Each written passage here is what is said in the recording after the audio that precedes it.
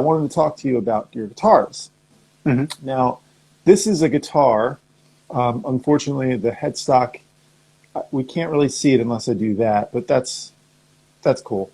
Tell us Yeah. about this. Are you still playing these guitars? And what are Uh, they? yeah, I actually have it. Hang on. It's right there. All right. Um, yeah, but it was a small company out of San Luis Obispo, California, like Yeah. Central Coast, called Esoteric. It was run by this guy, Ryan Cook, who's worked for like a bunch of companies like Ernie Ball and National Restoration, like all these like really cool companies, right? Okay. Um, and so he started up this company, and it has kind of like a old school bridge in the photo that you posted. It's like an old Kaler. Um, and at the time, I was working for Kaler as like the general manager of the company. Okay. Um, yeah, so I came across him that way. And around the time I was splitting ways with the company, I was like, I want to be involved somehow. And so I actually started off doing like A&R work for him before I even played one. Wow. But they're super sweet. Yeah. Well, of course, in the beginning of the stream before you came on, I was saying that you and I have played with the same person, Darren Miller, Hmm. and I've seen Darren has these guitars as well. That's correct, right? Yeah. Yeah. So and I wanted to see if I could find out a little bit more about them, which you're describing. Tell me more about the guitars. I mean, I guess obviously they must play pretty nice. Yeah. I mean, I could show you too, actually. Hang on. Okay. Um, there's a lot of appointments that are kind of unique um, for what it is. Um, let me see here. I'm like walking around my house. Sorry. um, so, what could I tell you? So I've done a lot of modding to this thing. Okay. First of which is I got rid of like the two volumes and the tone. I just rock and roll, just one pot, you know. Yeah, I like Um, that too. but it's got the Kaler tremolo, which I'm not like really a tremolo guy, but what's cool is you could lock it off, so it's actually a fixed bridge. Okay. Um, and it doesn't route anything out in the back, so you're retaining more wood. So sonically, it actually sounds a lot better than like blocking off a Floyd Rose or something. And then it has like 6-way adjustable saddles, which is cool because you can adjust for like string spacing. Like I have big fingers, so it's nice to have a little more space between the strings. What else? They did like a line of like the USA like models, which this one is. They no longer make them in the US. Like they do a lot of like overseas stuff, which are still awesome. But these were kind of special. So the USA ones has dual truss rods, which was super cool. So like normally you have the one to affect like the forward and back bow. But with this, you can compensate for having like different string tension. So like I have a normal like 10 gauge on the bottom, and I do kind of heavy on the bottom, like a 52. So I can compensate for the tension sideways too, which was pretty sweet. Yeah. Another kind of interesting thing was I have a stand. It's kind of hard with the light in here. I'm sorry. Okay. Got a normal nut, but then I have a behind the nut lock. So unlike having a Floyd where it has just like that huge block in here, when I hit an open string, it has like that normal standard like full like round tone, which you kind of lose with like a normal locking nut. So I can have all of that with still having the functionality of locking everything off and just tuning from the bridge. Neck through, which is kind of cool, but what I like is he relieved a lot of weight, so it's actually kind of curved. So it's thinner in the middle than it is on the side, so all the additional like mass that kind of makes a guitar sound cool is kind of on the sides, and you cut it out so you get like this ultra belly cut. And it And looks then like is it a baritone? Is that a baritone guitar? no, I think it was just the angle. It looks more intense than it is. It's just standard Fender 25.5 inch scale kind of thing. Okay, because it looks much bigger to me, and in all the pictures I've ever seen, it just seems like a bigger guitar. Yeah, I don't know, maybe. Oh, you know what? Darren, I know Darren, when I was working for the company, I got him basically the same guitar I have, just like kind of a slightly different like wood and electronic combination. Okay, Um, but after I split ways with the whole foreign objects thing, I know he acquired, they made a baritone model called the LK-27, I think. I believe he started playing one of those. okay, maybe that's what I saw. Yeah. Um, so interesting that you were playing with Darren. I have some pictures of you playing guitar. I don't know if we'll go through some of them because I'm not sure if you were playing with Darren in any of these photos. But also, really quick, I do want to say thank you everybody for joining today. Finn Boggs is here, Hiro's here, Miko Rentu's here. We have, we have quite an amazing Japanese audience, although we do have a worldwide audience as well. So I'm really happy to see everybody here. I planted a healthy farm, a sunflower healthy farm. We got to love those healthy farms. And I love it when everybody posts healthy farms when I'm doing live streams because it puts a smile on my face. So anyway, we have this photo here. Now, this is you playing live. Looks like a massive audience. So that's awesome. Mhm. But do you remember where this is? I, yeah, you know, you know better than that. You're like, it all turns into one big blur. I have no idea where this is, but I do know that this was not with Darren. Okay. Um, this is when I was with a band called Trap for a little while. Okay. Well, tell me about that. Trapped. How did you come across that band? And was that before Darren or after Darren? That was after Darren. Okay. So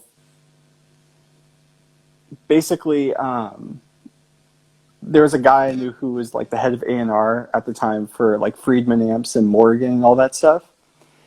And he was friends with the bass player of Trapped. And him and I were just hanging out a lot, and he invited me over to his house one night, and we just were jamming in his little like garage studio kind of thing.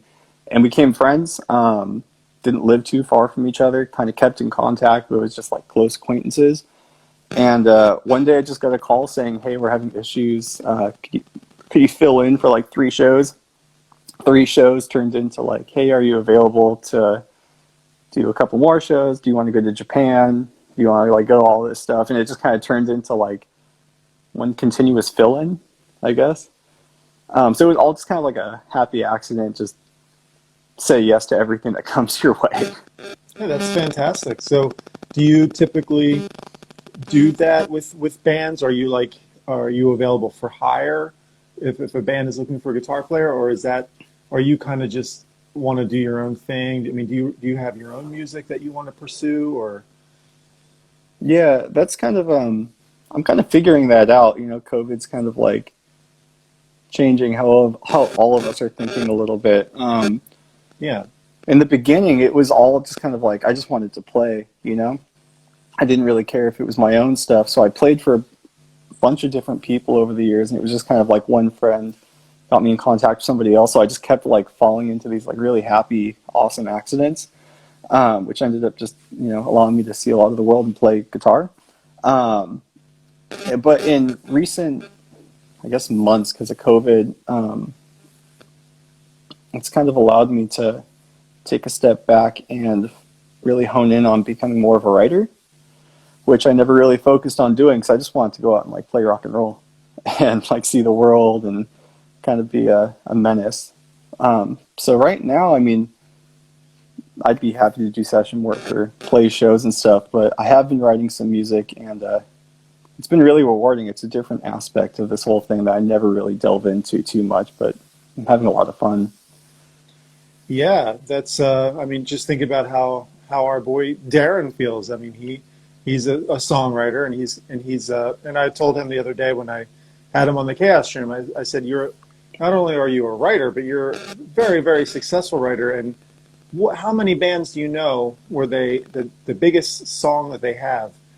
Not only do people know it, but they hum it. That's how good Yeah. they know it. People know it by just dun dun dun dun, and they're, oh, I know that song. It's pretty cool. But I feel you on that because I've been writing songs and recording them, and it's a totally different feel because I've also been um, on tour either as a guitar tech or a lighting technician or a sound guy or maybe filling in for somebody as well. And I know that that's a totally different vibe. But at the same time, it's also work. And at the end of the day, you know, this music and entertainment industry is being hit very hard right now. But it still is a business, and there's still ways to navigate through it. The only difference is when you're writing, you become more personal and more intimate into your work.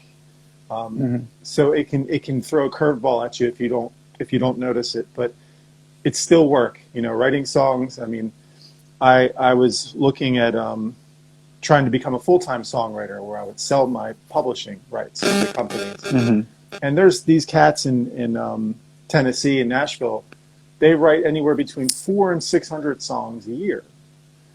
And at that point, I decided, you know what, I don't want to do that because I don't want to lose the integrity of what a song means to me. I could write a song a day, but the songs wouldn't really mean anything to me. And that's not what I want to do, even though that's me passing up an opportunity to work. I just don't want to go there because I don't think I would be able to write a song on my own ever again if I did that. Yeah, that takes like that takes a really special individual to do something like that and make it still feel genuine. Like Brett Mason, he's like, I don't know if you know Brett Mason, but he's like a big like, yeah, you know, like country Nashville guy. Like that guy's on everything. And no matter what he does, it always like is so heartfelt and genuine. But I mean, I know for myself, like it takes me forever to write something where I'm like, okay, maybe I'll like share this with the other people I'm playing with, you know, like I would sound like I'd feel like I was phoning it in if I was called to do that gig. We're like, we need 300 songs in 365 days. Right. And it's not like most people probably couldn't do that. I can't say I can or I can't because I've never done that, but I'm thinking that I probably could because I understand the concept of a song and I can, but I just wouldn't want to because then it would just not be a good thing. In my opinion, that's why I don't do it. But anyway, let's get back into you, David. We have this now. You said I've read the caption in this photo. I love going through people's photos on Instagram because a lot of the times it's not just a photo, they put an interesting caption. And this one, you said that this rattled your bones. and I'm looking at it, I'm like, I wonder why. So tell us about what's this? You know the band Sono? Yeah. Yeah, this is Sono. Okay. I went to go see them, and that was a super cool show. It was Sono and what's his name? Dave Grohl's old band, Scream. Oh wow, that's awesome. They opened for him in L.A., which I had no idea they were on the bill. I was just like, oh my god, Sono, like I gotta go. It was like their 25th anniversary, and I'm like a huge pedal nerd, and I was like, I can go down the rabbit hole of fuzz pedals, and I was like, if there's anyone who could do fuzz, it's Sono. And dude, that was the loudest show I've ever been to in my entire life. Every one of those amps, how many is in there? It's like 2, 4, 6, 8, 10, like 12 amps roughly. Yeah. Every single one of them was on. Every cab was mic'd. Like, and their tech came out, I shit you not, took his hands and flatlined every single knob. He just did sound check. Boom, boom, boom. Every knob was to 10. And it was like an hour and 40 minutes of just fog machines. You can't see the guys outside of their cloaks every couple of head bobs.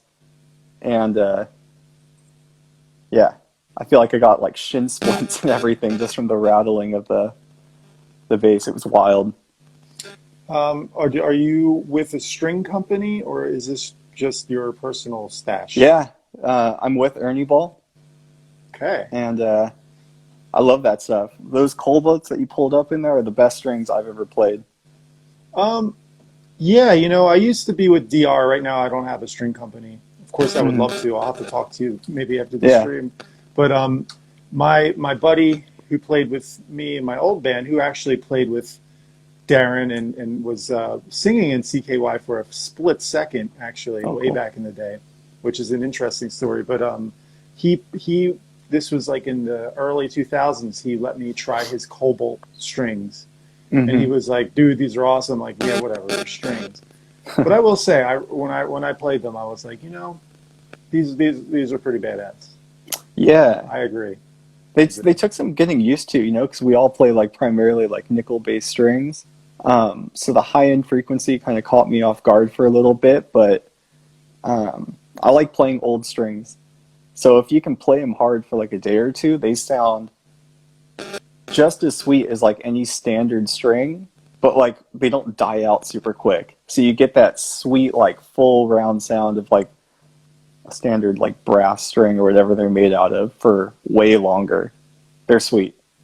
Yeah, that's interesting because when I was playing the DR strings, it was when I was playing bass, and those strings I used the colored strings because I liked having all the colors and stuff.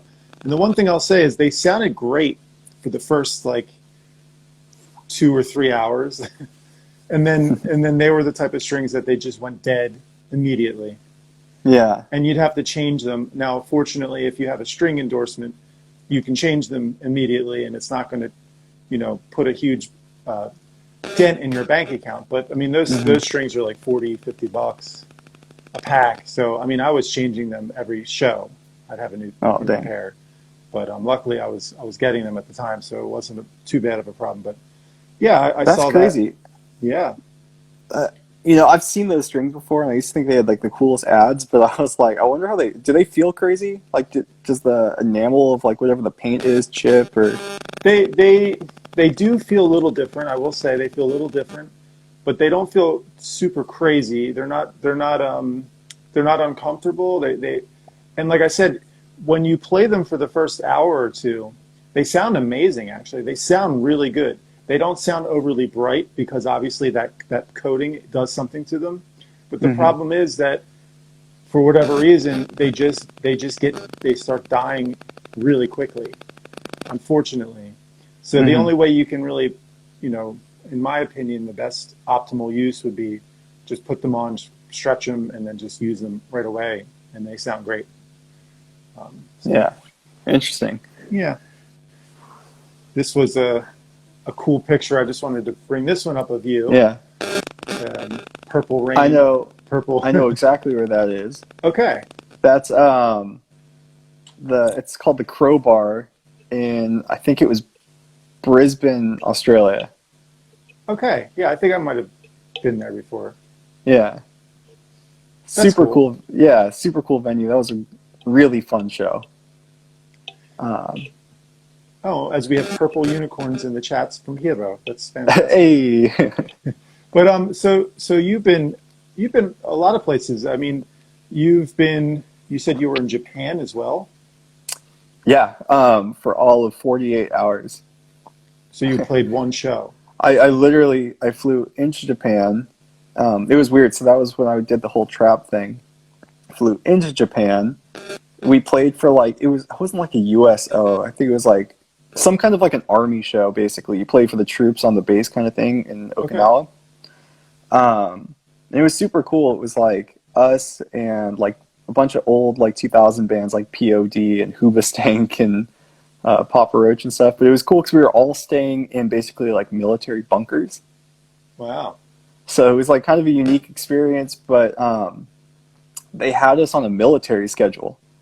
So it was like 6:15, you're up, you have breakfast, you go meet like some colonel for like basically a hello, goodbye kind of thing. Then you do a meet and greet, played the show, had a 6-hour window. So I saw like an old temple, and then I got a tattoo and then left to the airport. It was like super weird. So I've been to Japan, but I don't feel like I've been to Japan. So yeah, this is it's interesting because you now how long do you think you've been touring? Well, like when you were in your peak of touring, was it like a few years of like not like constant touring, but like off and on between bands, or is this something that's been going on for a decade, or how long have you been? It's all been like kind of sporadic. So I really started when I was like 13 or 14 ish. My mom is like a pretty established classical violinist, Okay. and she started a youth symphony. And they were doing stuff like they played like the Sydney Opera House. That was the first time I went to Australia to play. And they went to like France and all this stuff. And basically, I was kind of like a snotty punk rock kid who was literally, I was in the CKY Alliance. I was like, I Okay. just want to play like 96 Bitter Beans. But, she wouldn't buy me an electric guitar. So closest thing I can get was playing acoustic guitar in an orchestra, which was probably terrible. So I did that for a number of years. And then I had my own bands on and off, and we do small tours. Like, I think the longest stint was like maybe like a 6-month window where I was like on the road. But outside of that, it was like a on and off, odd jobs kind of thing, you know? Wow. Wow. That's a pretty unique story. And like I said, I mean, you played with Darren, and of course, I like to think that Darren is a very talented individual, not only in songwriting but also in playing. And He's you know, super humble too. yeah, yep, He's like, I tell him all the time that like literally one of the reasons why I played guitar was because like I got CKY2K and like heard all these songs and I was like, that sounds sick, because it was like that the Boss OC2. And I was like, I'd never heard a guitar like that. And I went down that rabbit hole. And I tell him that. He's always like, thanks. I'm like, no, it's like a big deal. Like, you wrote some sweet songs. He's just always like, cool. Thank you. yeah. Interesting story about that. That pedal wasn't always in the arsenal of the guys. Okay. It's so back in I don't know. This is your stream if you want to hear this or not, because this is a story I can tell you. Dude, go for it. I'm curious as to like how you even got involved with them. Like, Yeah, I'm into all of it. it's funny that because you talked about the pedal. So back in 1996, when I was working in the recording studio, these guys came in to record called Oil. They were called Oil. Yeah. Yeah, and so we ended up recording the song. The producer happened to be the other guitar player that still is playing in CKY now. But anyway, Uh-huh. when they came in, there was a drummer named Dante, who's an awesome guy, and he was playing in a band with the other guitar player called Rudy and Blitz. And he was in before that he was in a really successful band called Dandelion. They were on MTV and stuff, and they were like the big '90s band that any of us in that camp knew. And he's a phenomenal guy, and he also plays guitar and sings and records his own songs. And so he would always be in the studio because he was friends with the owner, and he had the Boss pedal, the octave pedal. So it was his pedal, and we were just sitting there listening to the riffs. I think it was it, and all of a sudden we were just like, all right, well, try this pedal. Try Dante's pedal. Why not? They plugged it in, and that was history. So Dante's pedal is the reason why they have that sound. Yay for Dante. Yeah, pretty So that's cool. crazy. So you knew the guys all the way back to the studio. So is that how you got in contact with all of them and eventually worked your way into playing, or? Yeah, I mean, I recorded the first CKY Volume 1 album at the studio. No way. Yeah, me and the other guitar player. Of course, he was. No shit. Because at the time, this is '96. I was like 15 or 16, so I was just the intern at the studio. But still, I was there, and I was doing everything I could to help out. Miking things, and just doing things in the studio. So that was me then. But at the time, I was in a band, and I had no desires of thinking ahead of time or thinking about hey, might be something, because they were still kind of going throughout members. I know Ryan Bruni was a bass player at the time, who was like the original. He didn't even play on all the songs like Darren mentioned the other day, but he was there, and he was like the guy that he would play bass, and basically it was Jess and Darren. You know, they were the ones that kind of came in, and the whole reason they were recording, I guess, well, one of the reasons was because they were the drummer's younger brother. His name is Bam, and he was making this movie, and he wanted his brother's music on the soundtrack. So Darren and Jess's song. So yeah, it's an interesting story, and that's kind of where it all started. That's super cool. Yeah, then, man, you played an integral role in my youth, I guess. I didn't realize you helped record that record. Yeah, and it was in a studio called the Groundhog Recording Studio in Holland, Pennsylvania. That's where we did it all. And it's an interesting story because this woman named Deborah Stevens was kind of managing, unofficially, officially, whatever she was sort of managing the band. So, and she was friends with all of us at the studio. So she was like, hey, I had this band, and they need to do these things. So she brought this band in, and I ended up working with her in another project because you were talking about Scream and Dave Grohl, because I was doing this was in 1997. I was in a Nirvana tribute band, and I was the Dave Grohl of the band. I was the drummer. So, and Deb Stevens was our manager for a little stint of time, and that was a fun project. I actually, between Dante, because Dante, the boss pedal guy, between him and Dave Grohl and maybe Stuart Copeland and maybe Neil Peart, those were like my huge drumming influences. So I was really, really happy about that. But anyway, that was a quick little story. I figured we get into that. Why not? Yeah, that's cool. But tell me, how did you end up meeting Darren? So here you are, you're listening to CKY2K, you want to play guitar, you end up playing acoustic guitar in the orchestra band. Moving forward, that you ended up playing in Foreign Objects. What was that all about? Because of course I know about that as well, but I didn't even know that he was playing. Or did you guys actually play shows, or did you just help play, record? Tell me all about that. I'm kind of interested. So that was kind of like a childhood dream come true kind of thing for me. So I had a handful of bands that I had worked on, like just any high school kid, and we did like our own touring thing, and that stuff went for a while, and we gained like a little like local success, but it didn't really turn into like anything that could be a real lifestyle.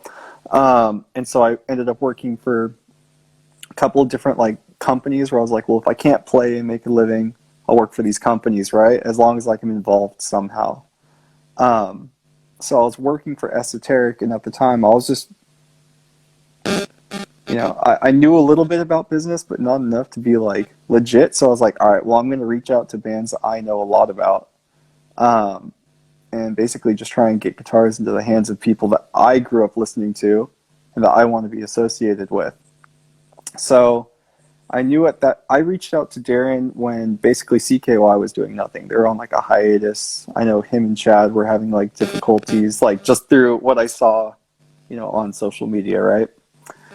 So I just reached out to him anyways, because I was like, it'd be cool if for whatever reason they did like revive the whole thing. I want to be the guy to replace the Parker, So we met at the Rainbow Room, and we hit it off. And Darren was basically like, cool, the guitar is awesome. We hit it off. And the guitar I showed you, he's like, I just take it home. He's like, I don't want to sign anything without playing it for a while. This is the first I met the guy. So I was like, yeah, it's my guitar too, So I was like, as long as I get it back. He's like, yeah, I'll take it home. And then if I remember the story correctly, he was like, come over to the house and we'll have like a barbecue or something like when you pick it up. So a week later I go and like the guitar and everything, but then we just jammed upstairs in this little jam room. And he was like, hey, you should do a couple of solos on this record. I think I'm remembering this correctly. And that turned into like me just learning songs. And he was like, actually, it's like play some shows. I've been jamming with Tim and Sean. Again, just like a like a happy accident. I did not go in with the intention of, one, joining a band again, two, playing in a band with somebody who really affected my youth. So it was just a really happy accident. It was cool. But you ended up getting your guitar back. I got it back. That's Actually, good. yeah. The photo that they use on the Esoteric website was him actually holding my guitar. So that was like a little proud 13-year-old David proud moment kind of thing. Yeah, it's interesting because in a way you and I have similar paths in some aspects because I worked for Ibanez Guitars for over 10 years. Oh, no Actually. kidding. Yeah. It's a Japanese company called Hoshino, and they make Tama drums and Ibanez guitars. And I think it's a, because the music entertainment business is, like we talked about earlier, it's not always frequent with work, and work, when you do have work, it's great, but then when you don't, you don't. So when you're working for a guitar company or an instrument company or a music manufacturer, that's more like a 9-to-5 type of job, Right. which is good to have when you need it. I actually ended up having to leave that company because I was touring with CKY so much, and they just unfortunately had a new human resource lady step in at the wrong time, and she was just like, "What is this? You can't just leave and go on tour and come back." And I was like, "Well, okay, I guess I can't come back then." So Yeah. Oh man. But it was a good run. It was a good run. I enjoyed working there, and I still love playing their guitars. The Esoteric guitars seem pretty cool. I have an interesting view on guitars because I smash all my guitars. So I'm not really, I mean, I love guitars, but at the same time, the reason I smash them is because I can't let them get the best of me, because I feel like I'm one above them in a way, and they're just guitars, and I'm a person. So I smash them all, but I used to think like, oh, I need to be on this. I was with ESP for a minute. I always wanted to be with Ibanez, but Ibanez is too big. It's like Gibson or Fender. Like they're not just going to give people guitars. Even some of the bigger artists, they just get discounts. You know how it is. So at this time, as long as I have a guitar that works, I don't really care. But I think that the Esoteric guitars look very nice. I think there's so many nice boutique guitar companies nowadays. Yeah. Scattered. So that's the cool thing, because maybe 20 years ago it was mostly like Ibanez, Fender, Gibson, Schecter was kind of new, Guild, ESP, but now it's just like there's so many different small little companies, which is great, but some of them are very expensive.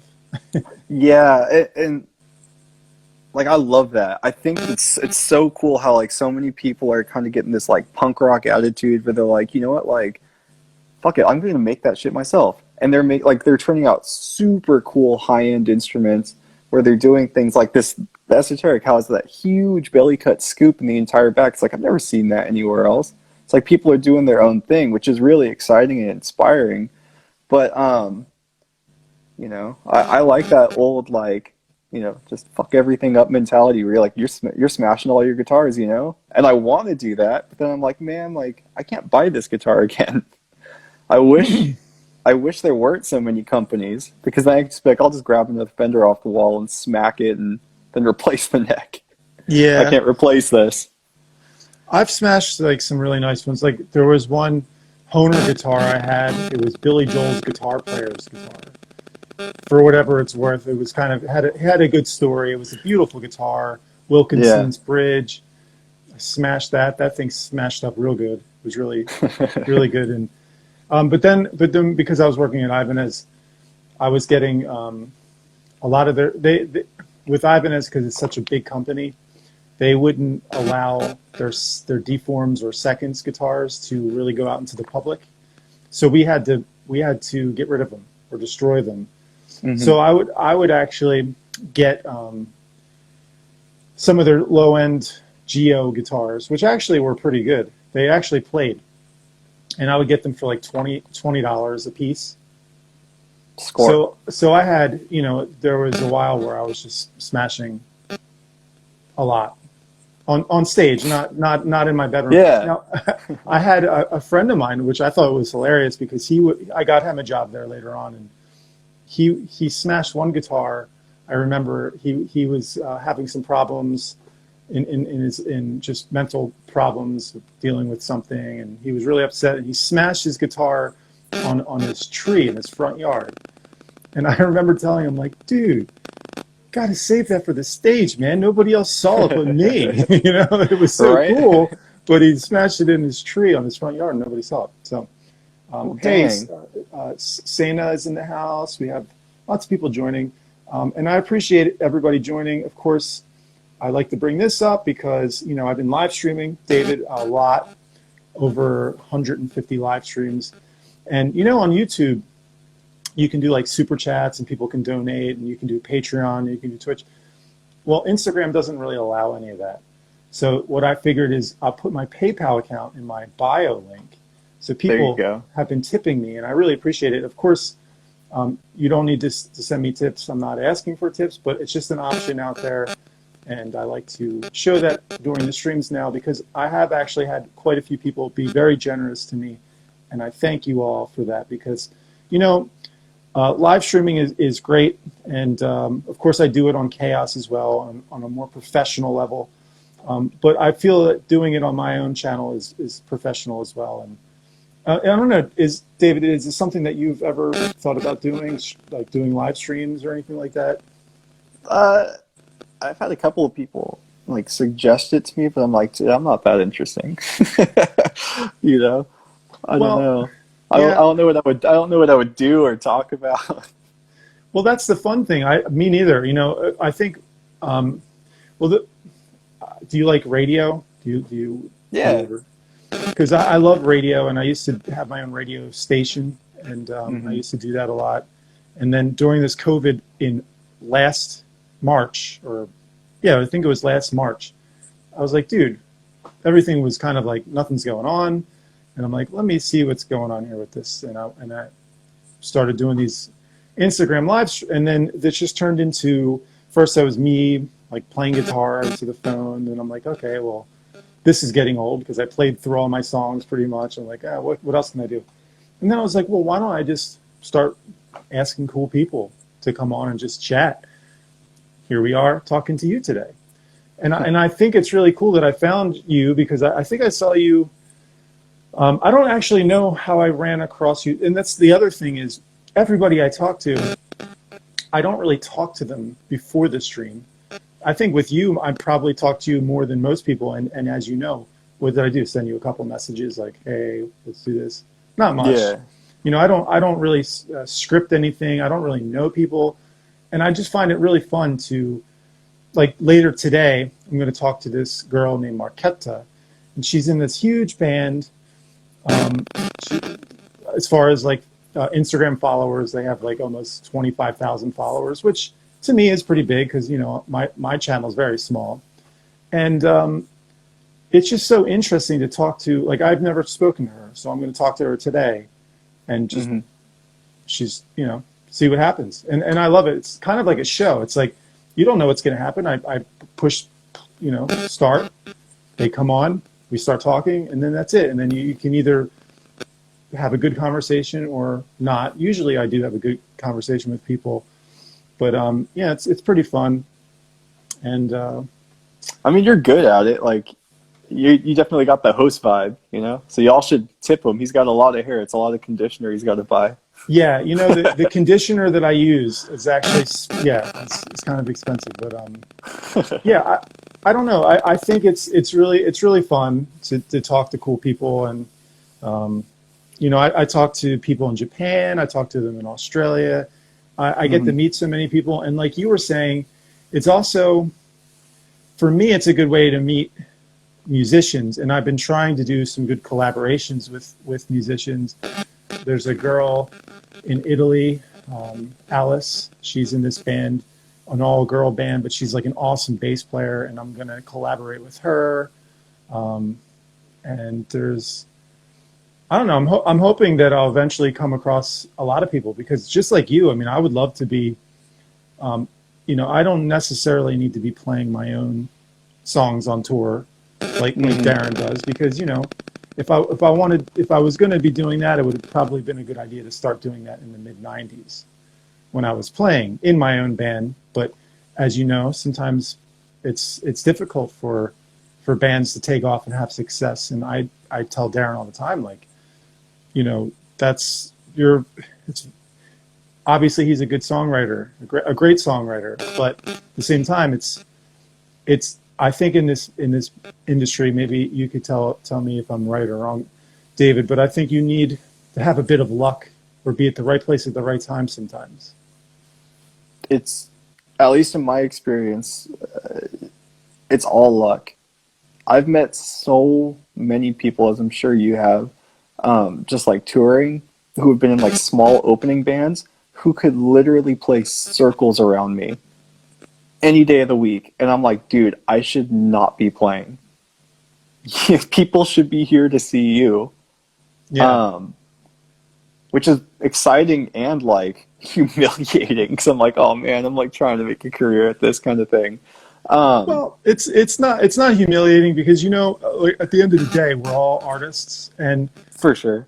it doesn't matter. Like you can pick up a guitar and be a beginner guitar player, but there's always going to be somebody that thinks that you're the best. Like my mom's always probably going to think that I'm the best guitar player.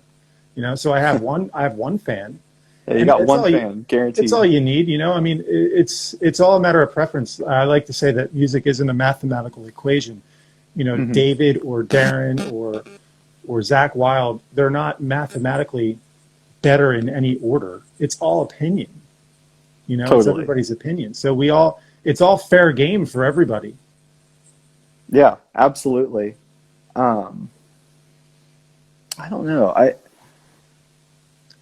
That's really cool that you're trying to collaborate with new people. Like, if you ever want to do something, just shoot me a message, and I I well, I'll, abso- I'll I see what I abs- can do.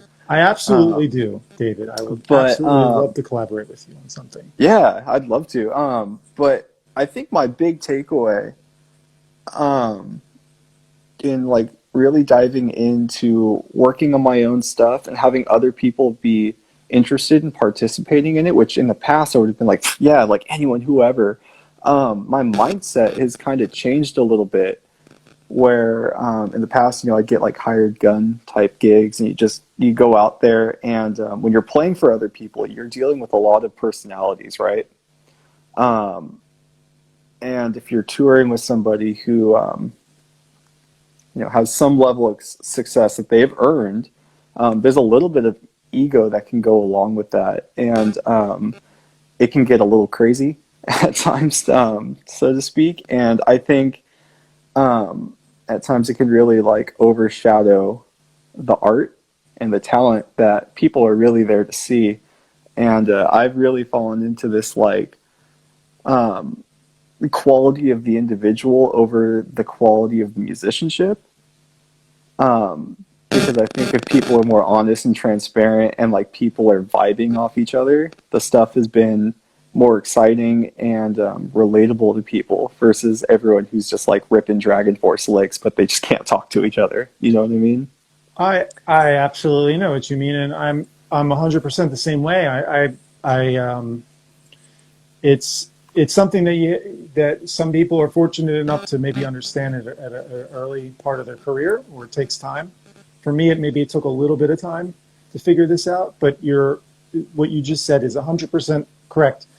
You can be in a band with people, but you have to understand, especially maybe now during COVID, it's not so prevalent because what do we have? No shows, no people really getting Yeah. together. So I guess right now it doesn't necessarily matter, but assuming we were, back in the day when there were shows, or in the future when let's hope there's going to be shows, it's a huge deal when you're playing with three, four other people, living in a bus or a van or in a rehearsal Airports. space, Yeah. airports, and somebody or maybe more than one person is just like uncomfortable, not easy to talk to, maybe not friendly, maybe has some weird quirks or issues. or is maybe not a nice person, I would rather Yep. take a person that is not as skilled over somebody that is super skilled, but maybe has an attitude or not that friendly. Any All day. day. Yep, that's All true. day. That's true, and I think all the professional bands they know it. I mean, everybody from the Metallicas to the whoever, you know, it's they understand they're not going to get, they don't need to deal with some, you know, somebody with a chip on their shoulder. The new bass player in Metallica isn't going to be a jerk. I'll tell you that. He's going to be a nice person who gets along with the band. For sure. Yeah. A couple other things before we get into the, because I feel like I could talk all day, but of course we have to put some sort of time limit on. I just wanted to say really quick that speaking of talking to all these people, including yourself, I mean, there's so many today I've noticed, maybe you can tell me if you notice the same, but from talking to so many different bands and so many different people, like yourself, you have a pretty big following on Instagram, it seems, right? Mm-hmm. And I'm going to be talking to this Marquetta girl later today on Chaos. Yeah. She has 21,000 followers, which in the grand scheme of things isn't that much. But at the same time, I've noticed that there's so many microcosms of music scattered throughout the world that these bands, like this girl, I've never really heard their band before, but they have a big following. And within that big following, it's just a very tight-knit following. So the 30,000 people that know who they are, they're like, yeah, this is the best band ever. But then when you look outside of that 30,000 people into the 8 billion people in the world, those people have never heard of the band.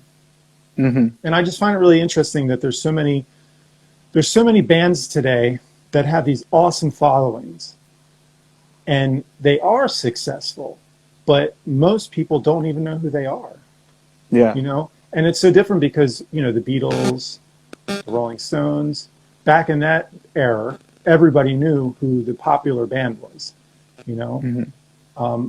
But today I think times are changing, so it's not the same. So it's good, and I think it's good in many ways because it just goes to show you can sustain yourself a career. Like if you wanted to do your own project, release your own album, and you had, I like to say if if I had 17 really hardcore fans, I could sustain myself a career.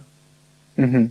And it's kind of like, obviously I think it's more about the saying. It's flashy, but it makes you think.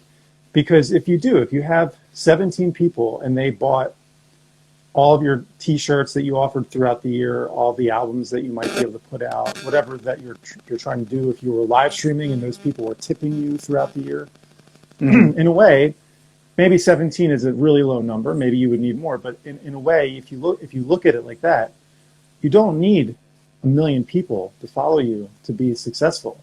You don't. Yeah. It's really interesting, and I find it super interesting, and I love doing these streams. Tell me about what's going on with the election really quick before we end the stream. I know this is a big mess and a nightmare, but what are your takes? Because I've been following it here in the States, in Finland. Of course, I'm in Finland, but I don't know what's going on. What do you think's going to happen? It's going to be crazy. I mean, there's a lot of divide here. I mean, I'm here in California. It's a pretty like blue or like Democratic state, you know? Yeah. So by and large, everybody's just like, oh, we got, you know, Kamala Harris and Joe Biden, you know, they're going to take the win, which I believe is going to happen. There are options that mean the tables can turn, but there's a lot of divide even within California. You know, my wife and I both have close personal friends that we're learning a lot about, where it's like, oh man, you actually like feel and think that way. We had no idea. So I know we've been having a lot of protests going on in relation to things like BLM, and stuff like that, but I think it could potentially be worse just because we have a current administration that is doing nothing more than feeding misinformation. And by and large, I feel like a lot of these people that are, buying into their fake news are, kind of following aimlessly and blindly for the sake of supporting their party. So I think the Democrats are probably going to win. We're probably going to have Joe Biden and Kamala Harris, which I'm excited for. But I think there's going to be more divide, and because the people who voted for Trump are not going to accept it. So I think it's just going to be when he's out of office, it's not going to be the end. It's going to be going on for quite a while. He's still going to be in the media. His followers are still going to be pushing back for a long time, but it's a start. So I look at it as a positive thing. What about like with COVID situation in California? What's the situation? It's always good for me when I talk to people to hear what's going on. Sure. 'Cause I'm here in Finland, and of course, we're starting to get like a second wave of kind of lockdown. Actually, for the first time during this pandemic, Finland never had to wear masks. Really? And yeah, and we still don't actually. We still don't, but now maybe about 40%, 30 to 40% of the people when you go out have masks on, which is crazy. And I've worn them now a few times when I go on the bus or do things. Sure. But I think we did. Well, there's only 5 million people in the whole country here, so I mean it's a lot easier to micromanage little regions within, which is one of the reasons why I think the U.S. is having so much problems. Moving to Finland, I've realized how you can micromanage small amounts of people, but when you have 300, 400 million people all dispersing all the time, and maybe not the infrastructure to handle that, that's how things can get a little out of hand. But that's a whole different subject. But anyway, so what's it like in California with COVID? Is it getting worse? Is it getting better? What are your thoughts? Our numbers are definitely starting to go up again. And I live in Long Beach, so like I'm right on the coast. So Okay. the thought process of people who are a little further inland is kind of different. And I'm LA County, so LA side versus Orange County, it's a different mindset. All my friends and family that live in Orange County, they're kind of in their own little bubble. So they're like, I don't need to wear a mask. I'm just going to go to the beach and surf all day and go to the bars. And numbers just continuously skyrocket there. Where I am, by and large, people are kind of being respectful and rocking a mask. Like I have a mask in my back pocket everywhere I go, because you cannot walk into a grocery store without a mask. Yeah. Yeah. If you walk down the streets and someone sees you without a mask, you're usually getting like a dirty look from somebody. So it's definitely, I wouldn't say flatlining, but we're pulsating. Numbers are high, they come back down. Numbers are high, they come back down. Well, I think everybody hopes that things won't be like this, but it's just crazy time in the world right now, and it's just interesting to hear what other people are going through. Like I said, here in Finland, it's really not. I don't want to say that it's not bad, because it's bad. It's bad everywhere, but generally, it's pretty chill. No mask wearing laws still. Yeah. And, well, I'm kind of curious. Like, would you say like life in Finland, like the people as a whole have more of like a collectivist kind of personality, or more like all about the individual? Because I know here in the U.S. we're all like, don't take my rights. It's my decision to wear a mask, versus like if you look in Asia or a lot of European countries, they're kind of like, no, it's like the good of like the people. It's like we help each other out. Well, I will say Long Beach is great. I love Huntington Beach is my favorite when I go. But I think here it's not either one of those. I think here people are very educated. See, the other thing is education. Education is actually the biggest. Education is the biggest thing that anybody or any country can involve and invest in, because maybe at first it might not be, but when you think about it, education over 80 years creates a whole different society of people that actually are educated. So when that happens and the government says, that means the government is most likely educated as well, because people from society end up going into government, right? So when you have all these educated people in Finland, they're like, all right, the government says these are the things that we need to do. And people are like, okay, we will do it. And it just flows really, really, everybody gets it. Yeah. You know, it's not about my rights or your rights, or that doesn't even come into the equation. Because I think people are thinking beyond that. It's like, yeah, my rights or your rights, whatever, but what's the best thing to do? Oh, this is, okay, we'll do this then. And they do it. So it's pretty interesting to see the differences, you know, moving to Finland 5 years ago until now. I've noticed so many differences, but one of the biggest things that I'll always say is the fact that education is the biggest thing.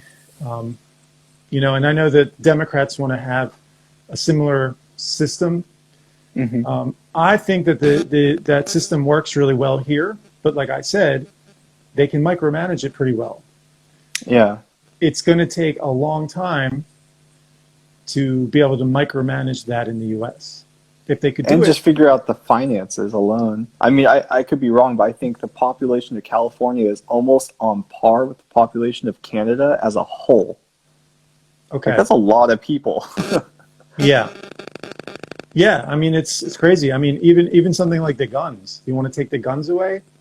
Yeah. That's going to take 100 or 200 years to maybe get most of them away. Probably not. They'll never be gone. Yeah, it's too late.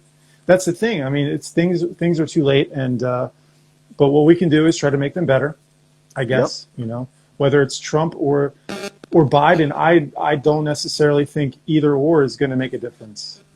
No, they're all politicians. They're all politicians. You just gotta, choose the lesser of two evil.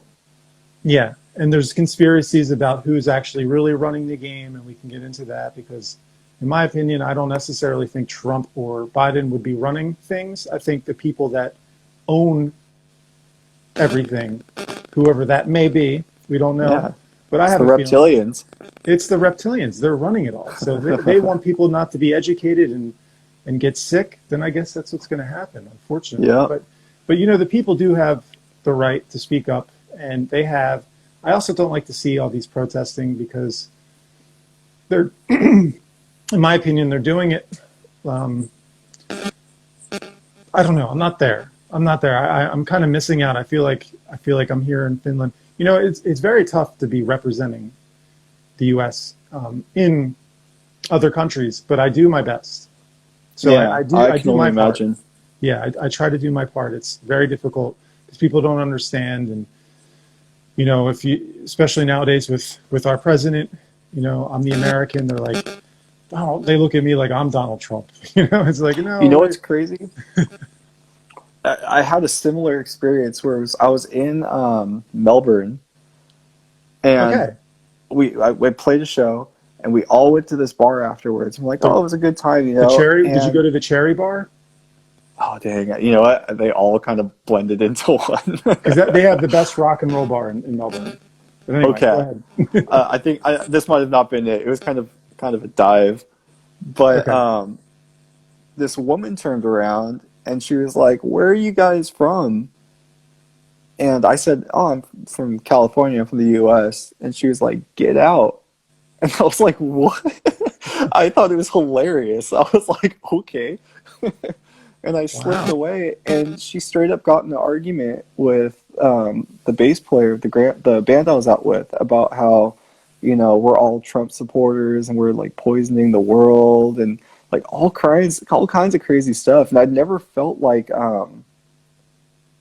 such agitation like that before from a political figure that I had nothing to do with. I was like, dude, that's him.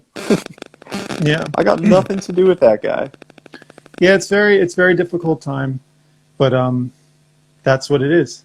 Yeah, we have to deal with it. But like I said, I mean, you or me or we're all individuals, so it's just a matter of who, how you act in front of people and what kind of person you are. And I don't think it matters about who you voted for. You would be Yeah. surprised to know who I voted for 4 years ago, but it doesn't make me a better or worse person. Now, this year I didn't vote. I was going to vote. I really wanted to vote, but I didn't because my reasoning was I just think I'm not going to vote when the shit is just unorganized and just all over the place. Like, I'm just not happy with what's going on, and I know I should vote. I always do, but I didn't vote this year for that reason because I just didn't feel like it was worthy of a vote because of what's going on. It's just a nightmare. Well, certain individuals are trying to stop the count, so your vote might have not even counted. Yeah, it would have been a mail-in vote actually in Philadelphia. That's Duh. Yeah, it would have been. They're waiting on your vote. That's why we haven't got the new president yet. Yeah, so I didn't vote because I just don't like the way that it's been run. You know, the first debate that I saw, you know, as much as I might want to support my candidate who I like, they both just ruined it for me because they were just arguing, and it was just very unprofessional for somebody that's going to be at that level to handle themselves like that. That's why they didn't get my vote. And this year, there doesn't. Go ahead. I was just saying it was just disrespectful. Yeah. To the American people as a whole, like the fact that literally nothing was said for like an hour and a half. Yeah, just arguing. Just watching a boxing match, and I was like, that's like the most disrespectful thing you could do, not only to the position that you hold, but to the people that you're trying to represent. Yeah. Not cool. We went on a tangent with that, with the whole politics thing. Sorry about that. No, it's okay. And I usually don't talk about politics, but I just wanted to get into it for a second, just because I was interested in seeing, because California is completely, I talk to my mom and my brother all the time, and they're in Philadelphia. So it's a totally different scene in Philadelphia than it is in California. Although it seems like it's, you know, as far as protesting goes and things like that, people are being stupid everywhere, including Philadelphia area. They're just protesting and being stupid, and it's just I hope things get better. Whoever becomes the next president, hopefully we can all figure it out and try to work together, and you know, because the goal is I want to get back out and play shows. I want to play music. I want to do cool things. Yeah. You know, so that's what we need to do. We need to get back, and I'm sure the entertainment business, everybody is agreeing with me on this one. So yeah. But hey, it's been a great live stream. Very interesting. I've got into so many different things with you that I normally don't. But I had a good time. It was a really good chat, and I hope everybody watching enjoyed. And if you're not following David, go on his Instagram page, give him a follow. Do you have any music other than the bands that you've played with available for anybody to listen to, or is that something that you're working on? That's something I'm working on right now. You could follow my Instagram if you want. I'm not that exciting, but you could follow our band's Instagram, which has like no content yet, but we just made it. It's called Null Music, but it's spelled all culty, so it's NVLL Music. Okay. And we just got, you know, our single mixed and mastered. I just got back the other night, and we filmed a video for it. So that should be dropping. Yeah, I'm super pumped on it. So that should be dropping here probably sometime by mid to late of the month. Well, when that comes out, let me know, because then I will post that on my page, and then I'll put a link to our video, this video, so people can swipe up and watch about it. But then also, you know, try to get some people maybe that wouldn't necessarily follow you, because that's the other thing. I do these streams not only for myself to network and meet people to possibly play with and just get to know, but also for everybody that does the stream with me. Hopefully, they'll get a handful of new followers. So that would make me happy if that's what ended up happening with you. Hopefully, I appreciate it, man. This is cool. Some new followers. Yeah, and I'm looking forward to that new song. And I'm looking forward to, let's keep in touch. We can DM. I would definitely like to collaborate with you on something. We'll figure something Yeah. out. Why not? And it's been a great stream. Is there anything you want to say before we end the stream today? No, I appreciate it. This is a cool kind of concept you got going on. I appreciate the talk. It was interesting. Maybe we can hassle Darren into doing something. Yeah, maybe. Well, I don't know. Do you talk to Darren often? I talk to him on Facebook. It's like it's like very hard to get a hold of him sometimes. Yeah, I'm still emailing him. I got off Facebook. I'm emailing him through his old school AOL. Yeah. Actually, He's still rocking I the don't use AOL. Facebook either. I only use it because my mom uses it. I talk to her on in Messenger, and Darren, and actually, Okay. and Bam's mom. Those three people. Okay. I talk to those three people on Facebook, and that's it. And otherwise, I don't use it because I don't. But I use Instagram, obviously. So let's keep in touch through Instagram. Let's do it. We can work on something. And so anyway, let's end the stream here. I normally say at the end of every stream, I will see you on the next stream. Rock and roll. Say bye-bye.